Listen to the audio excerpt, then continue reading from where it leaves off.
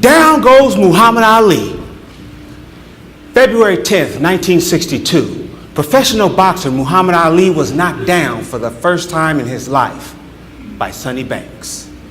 As the referee began his count to 10, Ali said that he sat up, looked around and thought to himself, the canvas is no place for a champion. So he rose to his feet, dusted himself off, made sure he was still pretty. Then he hit Sonny Banks so hard, Mrs. Banks got a headache. On that day, Muhammad Ali proved to the world, but more importantly to himself, that it's not about the knockdown, it's about the get up. It's about what we do after the knockdown. That is what defines who we are. Now, I'm not a boxer. I've had 3 fights in my life and my sister won all 3.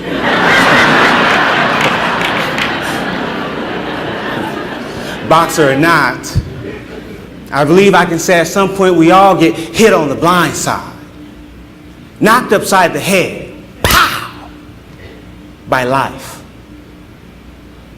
I guess you could say life at times will be your Sonny Banks, knocking you down flat on your back and then taunting you with a question. What are you going to do now? Like you, I faced my Sonny Banks many times. He began throwing punches at me long before I took my first breath. You see, I was born 2 months premature after my mom was assaulted by a neighbor. I remained in the hospital for months, my family unsure when I'd be allowed to go home. 3 years later, I found and swallowed a bottle of prescription medication. That put me in a coma doctors did not believe I'd survive. Because of that incident, my mom lost custody of me and I was placed in a foster home. While in that home, I was locked inside a closet, mentally and physically abused. But I was still standing. At the age of 11, I held on to the hope of knowing my mom was about to regain custody of me. But before that could happen, she passed away. Boom! That was the knockdown blow for me. I went down and I stayed down. I stayed down and allowed life to begin to count me out. 1, I gave up and started feeling sorry for myself. 2, I surrounded myself with all of the wrong people. 3, 4, their bad habits quickly became my bad habits. 5, 6, at the age of 19, I was sentenced to 15 years in prison.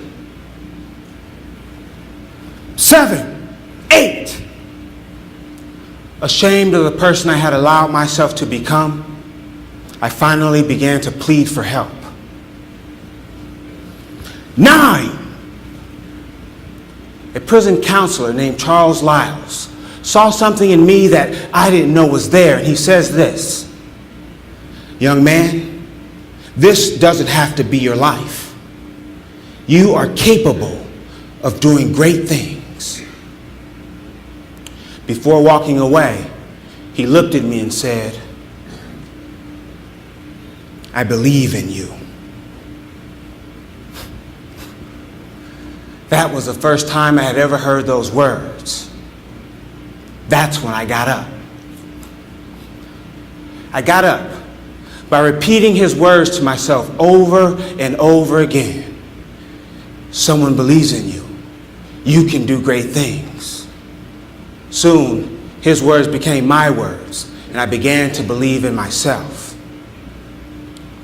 I got up, by refusing to continue feeling sorry for myself.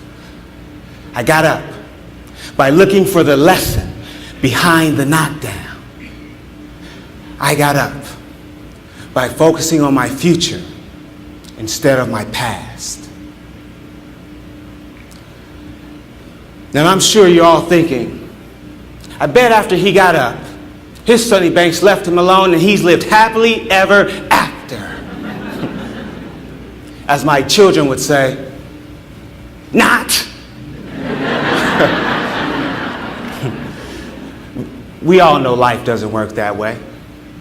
My Sonny Banks continues to follow me around, trying to knock me back down. And you know what? Sometimes he succeeds. But I get up, I brush myself off, and move forward. When did you get up? Or have you? Perhaps you're preparing to fight some of life's toughest opponents. Maybe your back is already on the canvas. I don't believe it matters where you are.